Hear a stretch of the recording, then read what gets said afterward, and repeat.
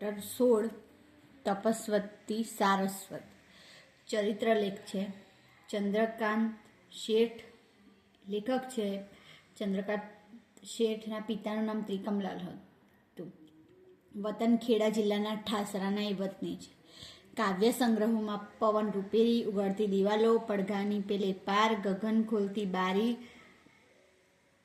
રાગે એક જળહળીએ, જળ વાદળને વીજ, ગગનધરા પર તડકા નીચે.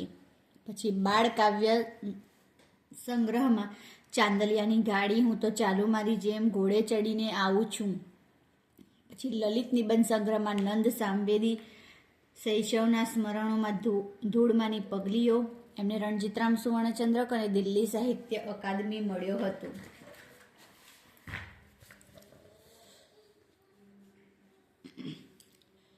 પ્રશ્નો: કેકા શાસ્ત્રીએ સંશોધન સંપાદન તરીકે ગુજરાતી ભાષા, સાહિત્ય અને સંસ્કૃતિની બહુમૂલ્ય સેવા કરી છે.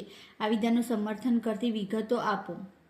ઉત્તર: કેકા શાસ્ત્રીએ સંશોધન સંપાદન ક્ષેત્રે મહાભારત વિશેની મધ્યકાલીન ગુજરાતી કવિઓની કેટલીક કૃતિઓનું સુંદર સંપાદન કર્યું છે. તેમણે વેદવ્યાસના મહાભારતનો મૂળ અસલી ભાગ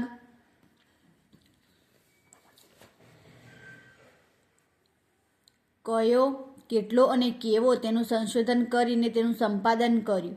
આ ઉપરાંત આયુષ્યના છેલ્લા ગાળામાં શ્રીમદ ભાગવત જેવા ભક્તિ પુરાણના દશમ સ્કંદનું સંશોધન સંપાદન કરી તેમની વિદ્વત પ્રતિભાનું ઉજળું પ્રમાણ પૂરું પાડ્યું. અત્યાર સુધીમાં એમણે આશરે 250 પુસ્તકો અને 1500 જેટલા સંશોધન લેખો પ્રકાશિત થયા છે. ગુરુ શ્રી ગોમતીદાસજીએ એમને સંસ્કૃત કાવ્યશાસ્ત્ર, છંદશાસ્ત્ર અને વ્યાકરણશાસ્ત્રની લગ્ની લગાડી હતી અને એ એમનામાં જીવનભર રહી હતી. તેમને 21 વર્ષની નાની વયે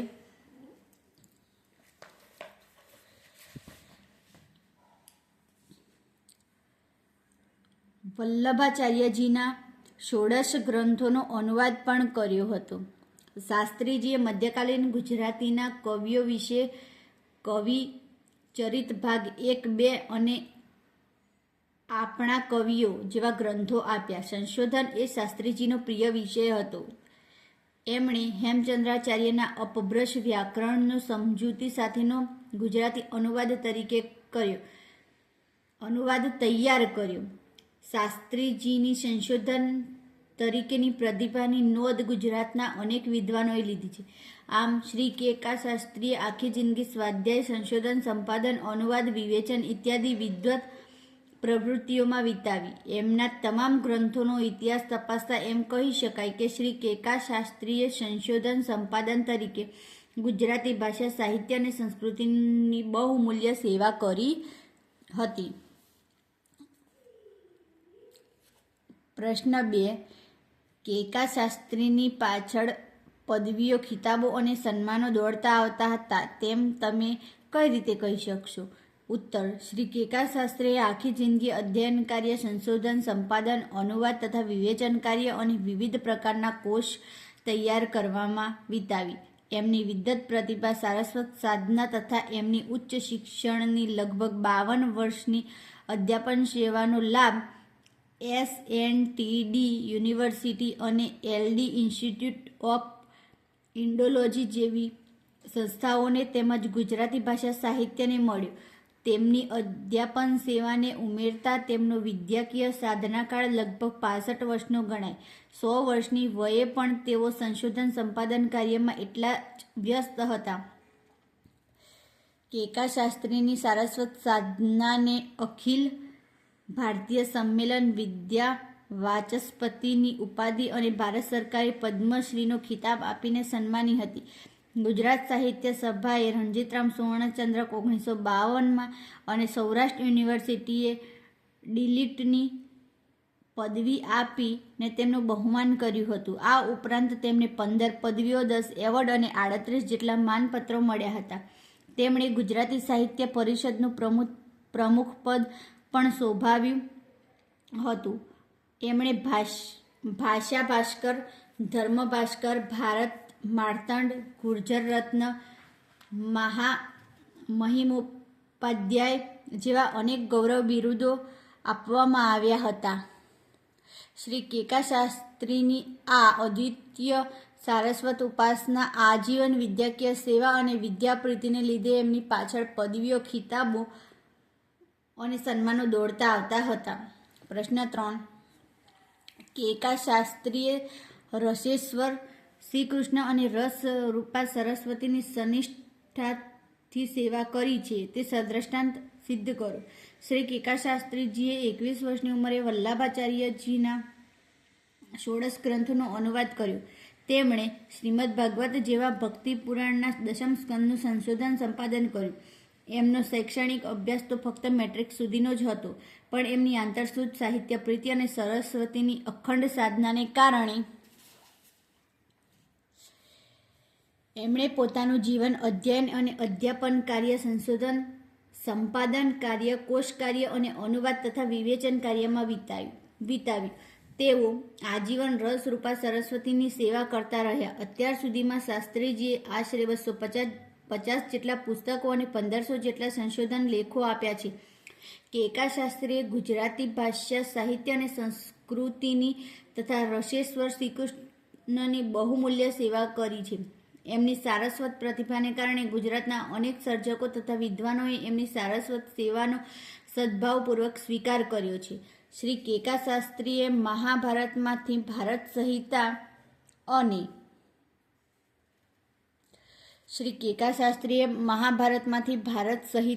અને તેમાંથી 8800 શ્લોકોની જય સંહિતા તારવી. તેમણે શ્રીમદ ભગવદ્ ગીતામાંથી 101 શ્લોકોની ગીતા સતશ્લોકી પણ તૈયાર કરી. આમ શ્રી કેકા શાસ્ત્રીએ 100 વર્ષની વયે પણ દઢ આસન વાળીને રસેશ્વર શ્રીકૃષ્ણની અને રસરૂપા સરસ્વતીની સનિષ્ઠાથી સેવા કરતા હતા. સરસ્વતીની સેવા કરવામાં શાસ્ત્રીજી સાત્વિક આનંદ અને જીવનની સાર્થકતા અનુભવતા હતા. કોઈપણ વ્યક્તિને સારસ્વત યજ્ઞમાં સહાય કરવી અને માર્ગદર્શન આપવું તેને તેઓ પોતાનું કર્તવ્ય સમજતા હતા. પ્રશ્ન 4. અમદાવાદની સડક પર જતા શાસ્ત્રીજીને તમે કઈ રીતે ઓળખી શકતા હતા? બેઠી દડીનો હલકો પાતળો શરીરનો બાંધો, ગૌવર્ણો વાન, ચપળ આંખો અને અણિયાળું નાક, કપાળ પર હંમેશા ચમકતું ચીપિયા જેવું કુમકુમનું તિલક, કસવાળી વૈષ્ણવી બંડી, ઢીંચણથી થોડે નીચે સુધીનું ધોતિયું, માથે જરા ત્રાસી મૂકેલી કેસરી ટોપી, ક્યારેક ગળે વીંટાળેલો કેસરી ખેસ અને પગમાં રબરની સ્લીપર કે ચપ્પલ પહેરેલી 100 વર્ષની ઉંમર વટાવી ચૂકેલી વૃદ્ધ ગાયા હાથમાં લાકડી લઈને અમદાવાદની સડક પર પૃષ્ટિ સંપ્રદાયની હવેલી તરફ દેવદર્શન કે કીર્તન માટે ઉતાવળી ચાલે જતા જુઓ તો આ શાસ્ત્રીજી છે એમ કોઈ પણ તરત ઓળખી શકતા હતા. પ્રશ્ન 5. શાસ્ત્રીજીની સંશોધન તરીકેની પ્રતિભા ક્યારે ખીલી ઉઠી? બુદ્ધિપ્રકાશ સામયિકમાં છપાતા શાસ્ત્રીજીના લેખોથી પ્રભાવિત થઈ ગુજરાત વિદ્યાસભાના મંત્રી હીરાલાલ પારેખે શાસ્ત્રીજીને ગુજરાત સભામાં જોડાવાનું નિમંત્રણ આપ્યું. સંશોધનનું કાર્ય એ શાસ્ત્રીજીનું પ્રિય કાર્ય હતું. શાસ્ત્રીજીએ ગુજરાત વિદ્યાસભાના હસ્તલિખિત ગ્રંથ સંગ્રહની કામગીરી સંભાળી અને ખૂબ પરિશ્રમ લઈને હસ્તપ્રતોની સંકલિત યાદી તૈયાર કરી આપી. આ સમય દરમિયાન તેમણે મધ્યકાલીન ગુજરાતી સાહિત્યના કવિઓ વિશે કવિચરિત ભાગ 1, 2 અને આપણા કવિઓ જેવા ગ્રંથો આપ્યા. શાસ્ત્રીજીએ હેમચંદ્રાચાર્યના અપભ્રંશ વ્યાકરણનો સમજૂતી સાથેનો ગુજરાતી અનુવાદ તૈયાર કર્યો. તેમની સંશોધન તરીકેની પ્રતિભાની ગુજરાતના અનેક વિદ્વાનોએ નોંધ લીધી. શાસ્ત્રીજી ગુજરાત વિદ્યાસભામાં જોડાયા ત્યારથી તેમની સંશોધન તરીકેની પ્રતિભા ખીલી ઉઠી.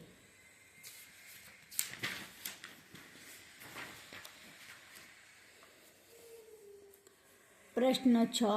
શાસ્ત્રીજીની સેવાનો લાભ કઈ કઈ શૈક્ષણિક સંસ્થાઓને મળ્યો? શાસ્ત્રીજીનું ગુજરાતી, સંસ્કૃત આદિ ભાષાઓ અને તેના સાહિત્ય પરનું અને ગુજરાતના ઇતિહાસ અને સંસ્કૃતિ પરનું પ્રભુત્વ જોઈને ગુજરાત યુનિવર્સિટીએ તેમને અનુસ્નાતક કક્ષાએ અને PhD કક્ષાએ અધ્યાપન કાર્ય કરવાની માન્યતા આપી.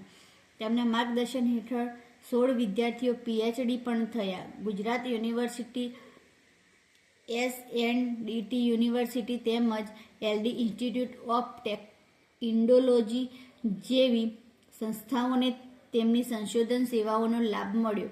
પ્રશ્ન 7. કેકા શાસ્ત્રી અજાતશત્રુ વિદ્વાન હતા. આ વિધાન સમજાવો.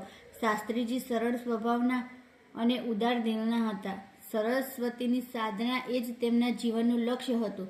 તેમની નિસ્વાર્થ સેવાભાવના, સાહિત્ય પ્રીતિ, વફાદારી અને લગ્ની જોઈને એમના કાર્યમાં સૌ મદદ કરવા તત્પર રહેતા.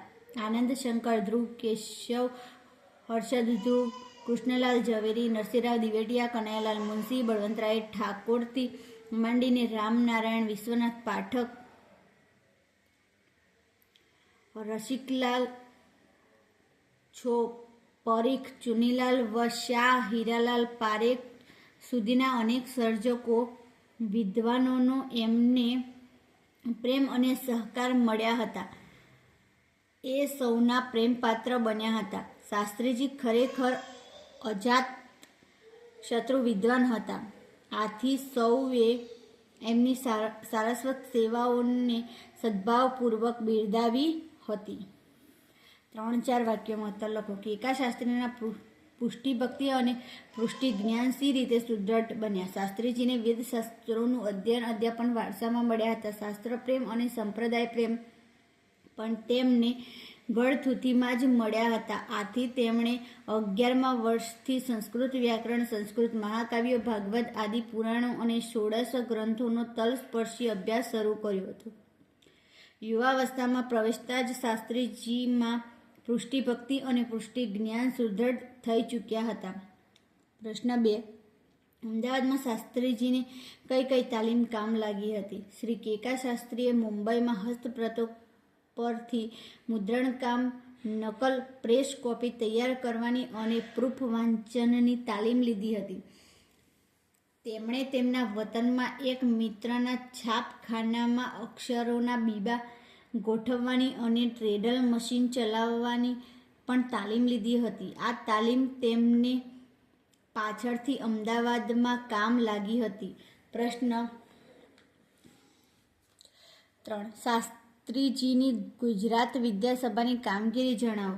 શાસ્ત્રીજીએ વિદ્યાસભામાં જોડાયા પછી ગુજરાત વિદ્યાસભાના હસ્તલિખિત ગ્રંથ સંગ્રહની કામગીરી સંભાળી. તેમણે ખૂબ પરિશ્રમ લઈને ત્યાંની હસ્તપ્રતોની સંકલિત યાદી પણ કરી આપી. 4. કેકા શાસ્ત્રીનો જીવન સિદ્ધાંત અને જીવન આદર્શ શું હતો? શાસ્ત્રીજી ખૂબ વિનયશીલ હતા. ગમ ખા એટલે ઓછું ખાવું અને સહનશીલતા રાખવી એ શ્રી કેકા શાસ્ત્રીનો જીવન સિદ્ધાંત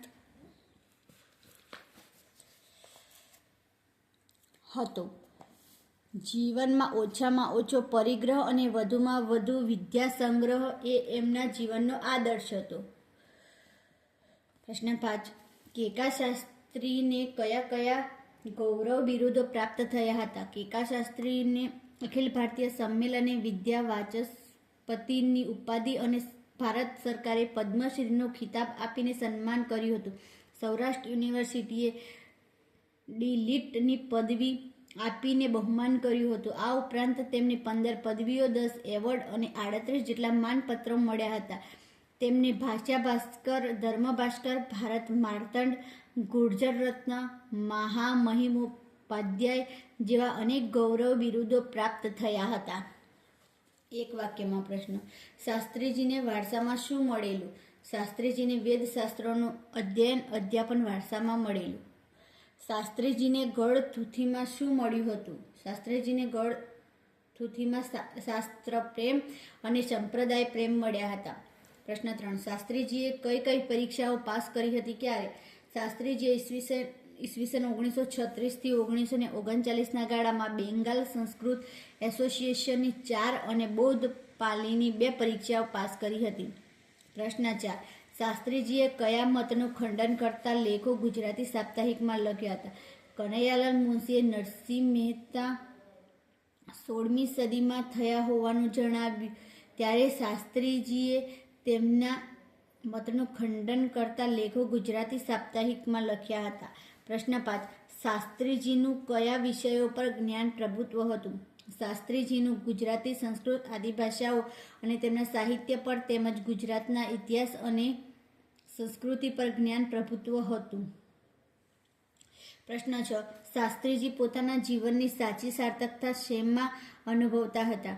દ્રઢ આસનવાળીને રસેશ્વર શ્રીકૃષ્ણ અને રસરૂપા સરસ્વતીની સનિષ્ઠાથી સેવા કરવામાં જ શાસ્ત્રીજી પોતાના જીવનનો આનંદ અને જીવનની સાચી સાર્થકતા અનુભવતા હતા. પ્રશ્ન 7. શાસ્ત્રીજી શેને પોતાનો સ્વધર્મ અને કર્તવ્ય સમજતા હતા? સારસ્વત યજ્ઞમાં દરેકને સહાયક અને માર્ગદર્શક થવું તેને શાસ્ત્રીજી પોતાનો સ્વધર્મ અને પોતાનું કર્તવ્ય સમજતા હતા. પ્રશ્ન 8. લેખકે શાસ્ત્રીજીને કયા વિશેષણથી બિરદાવ્યા છે? લેખકે શાસ્ત્રીજીને સારસ્વત સેવાના સાચા ભેખદારી વૈષ્ણવ વિદ્વાન એ વિશેષણથી બિરદાવ્યા છે.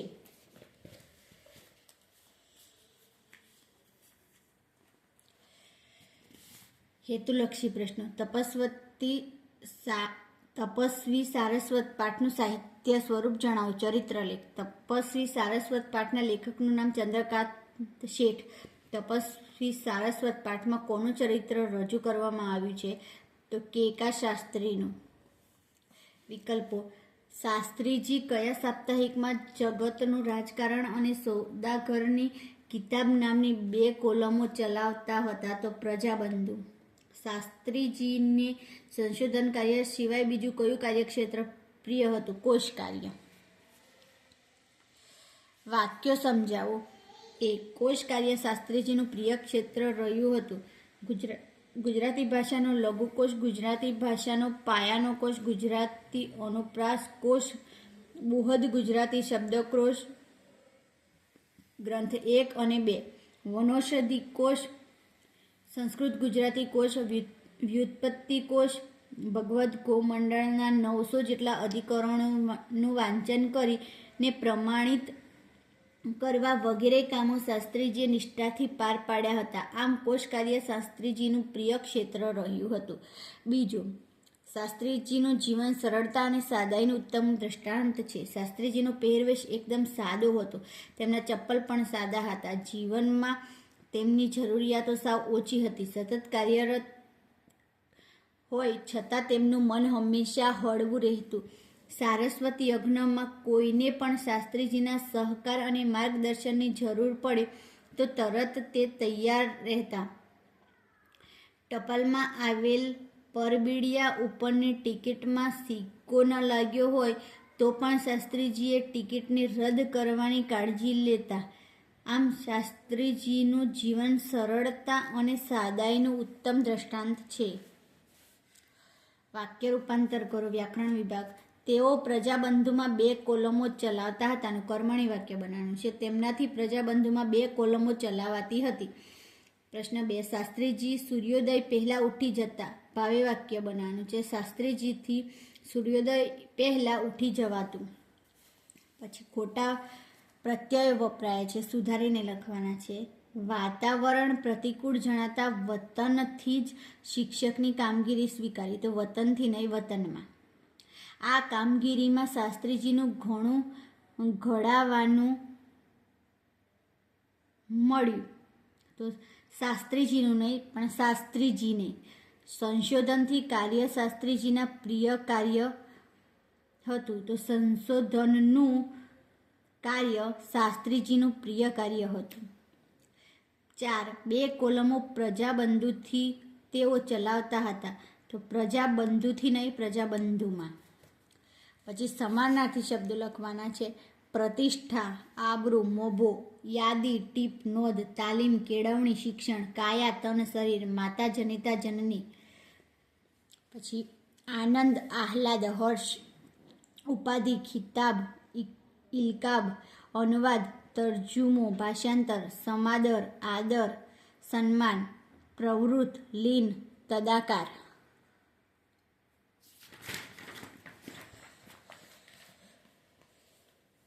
હાડ, બાંધો, કાઠું. વિરલ, દુર્લભ, અલભ્ય. સાર્થકતા, ધન્યતા, કૃતકૃત્યતા. નિમિત્ત, કારણ, આધાર. ધારણા, કલ્પના, અટકળ. નીચે આપેલા શબ્દોના અર્થ આપો. ધારણા તો કલ્પના, તલસ્પર્શી તો ઊંડાણપૂર્વક, સંકલિત તો એકઠું કરેલું, સંશોધન, શોધખોળ, ગળાડૂબ તો અત્યંત વ્યસ્ત, ખિતાબ તો ઇલકાબ, ઔદાર્ય તો ઉદારતા. વિરોધી શબ્દો લખવાના છે, વાક્યનો અર્થ ના બદલાય એ રીતે. લગ્ન પ્રસંગે જવાના સંજોગો પ્રતિકૂળ હતા, તો લગ્ન પ્રસંગે જવાના સંજોગો અનુકૂળ ન હતા. 2. હંમેશ સાચું બોલવું જોઈએ, ક્યારેય જૂઠું બોલવું જોઈએ નહીં. 3. રમાનાથે ટૂંકું ભાષણ આપ્યું, રમાનાથે લાંબુ ભાષણ ન આપ્યું. 4. સજ્જનો હંમેશા સદભાવથી વર્તન કરે છે, સજ્જનો ક્યારેય દુર્ભાવથી વર્તન કરતા નથી. પછી 6. શબ્દ સમૂહ માટે એક શબ્દ. શ્રીમદ વલ્લભાચાર્યે સ્થાપેલો વૈષ્ણવ ભક્તિ માર્ગ તો પૃષ્ટિ સંપ્રદાય. ભગવાન વિષ્ણુની તેના અવતાર ગણતા શ્રી કૃષ્ણની ઉપાસના કરનાર વૈષ્ણવ ધર્મી. 3. એક પ્રાકૃત ભાષા પાલી. 4. કોઈ ગ્રંથની હાથે લખેલી નકલ હસ્તપ્રત. 5. કમ્પોઝ થયેલા મેટરનું શુદ્ધિકાર્ય પ્રૂફ વાંચન. 6. દર 7 દિવસે પ્રગટ થતું સામયિક સાપ્તાહિક. 7. શબ્દકોશ ડિક્શનરી તૈયાર કરવાનું કાર્ય કોશ કાર્ય. 8. પૃષ્ટિ સંપ્રદાયના સ્થાપક પ્રસિદ્ધ વૈષ્ણવ આચાર્ય વલ્લભાચાર્યજી. 9. વનમાંથી મળતી ઔષધિઓના નામોની યાદી ડિક્શનરી તો વનૌષધિકોશ. 10. શબ્દની મૂળ ઉત્પત્તિ વ્યુત્પત્તિ. 11. વિદ્યાની ઉપાસના સારસ્વત સાધના. 12. જેનો કોઈ શત્રુ ન હોય તેવી વ્યક્તિ અજાત શત્રુ. 13. ધન સંપત્તિનો સંગ્રહ પરિગ્રહ. 14. ભેખ લેનાર ભેખધારી. તળપદા શબ્દોનું શિષ્ટ રૂપ આપો. બેઠી દળીનું એટલે નીચું ઠીંગણું. હાડ તો બાંધો કોઠો. પછી જોડણી સુધારીને લખવાની છે. પછી રૂઢિપ્રયોગોના અર્થ. ગળથૂથીમાં મળવું, છેક બાળપણથી મૂળથી પ્રાપ્ત થવું. બાળકને મા બાપ પાસેથી ગળથૂથીમાં જે સંસ્કારો મળે છે તે જ તેનું જીવન ઘડે છે. સંયોજક શોધીને લખવાનું છે. જગતનું રાજકારણ અને સોદાગરની કિતાબ જેવી 2 કોલમો પ્રજાબંધુમાં તેઓ ચલાવતા હતા તો અને. 2. ઓછામાં ઓછો પરિગ્રહ અને વધુમાં વધુ વિદ્યાસંગ્રહ એ એમનો આદર્શ હતો એમાં અને. 3. શાસ્ત્રીજી મેટ્રિક પછી મુંબઈ ગયા, પરંતુ સ્વાસ્થ્ય માટે વાતાવરણ પ્રતિકૂળ જણાતા વતનમાં જ શિક્ષકની નોકરી સ્વીકારી તો પરંતુ.